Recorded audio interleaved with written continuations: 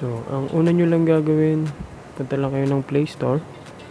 Download nyo lang yung omletarcade.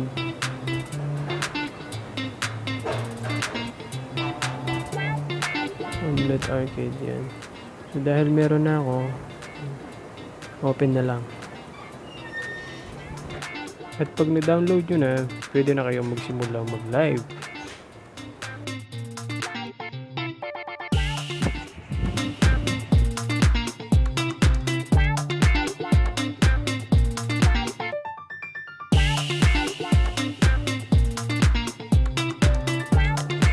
Click plus sign.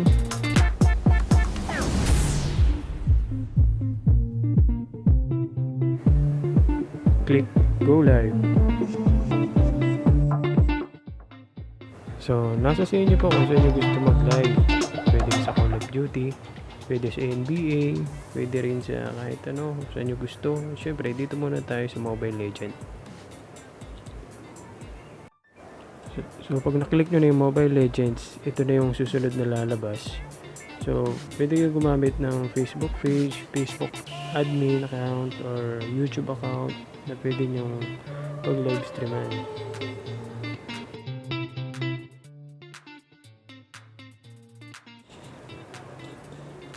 Describe your stream. So, pwede kayo maglagay ng kahit anong gusto nyo na di-describe nyo yung stream nyo, or pwede rin namang wala. Example lang to, palakasan, rank game. Example lang po yan.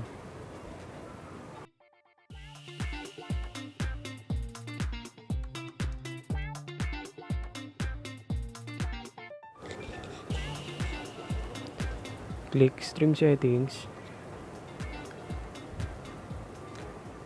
microphone, on nyo lang yung microphone kasi ito yung magre-record ng may mga gusto kayong sabihin. So mare-record po dyan pag naka-on yung microphone nyo.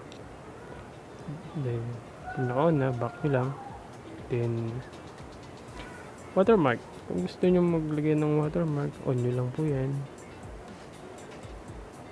At sa custom thumbnail, pwede rin kayo maglagay ng thumbnail, or pwede rin hindi.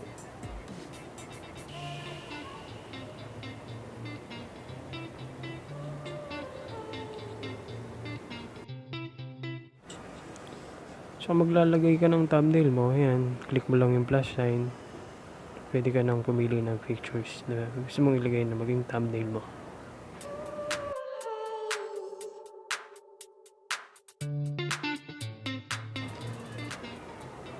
Then click settings. So ayan, pwede kayong pumili kung anong format ang gusto nyo. Ito ho yung mga magiging design pag nag-live kayo. Yung on sale, so hindi nyo siya pwedeng gamitin kasi kailangan siyang bayaran. So yung mga walang on sale, yun po yung mga free na pwede nyo gamitin. So click settings, image and camera. Pag image po ang pinili nyo, pwede kayong pumili ng kahit anong feature nyo na ilalagay nyo at yun lang ilalabas sa live stream nyo. Kung front cam naman is magiging active yung front camera nyo at makaka-capture kung sino yung nagla-live.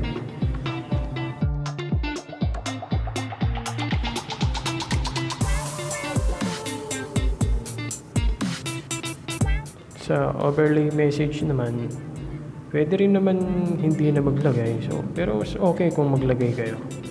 So, example lang po to. Rank game sa overlay message. Then, yun. Okay na po siya. Then, click settings.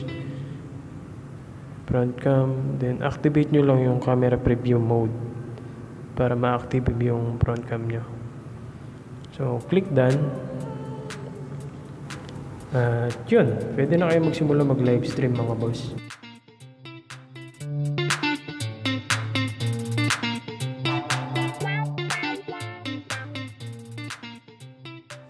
So, shout out kay Kia Kulots at kay Waray TV.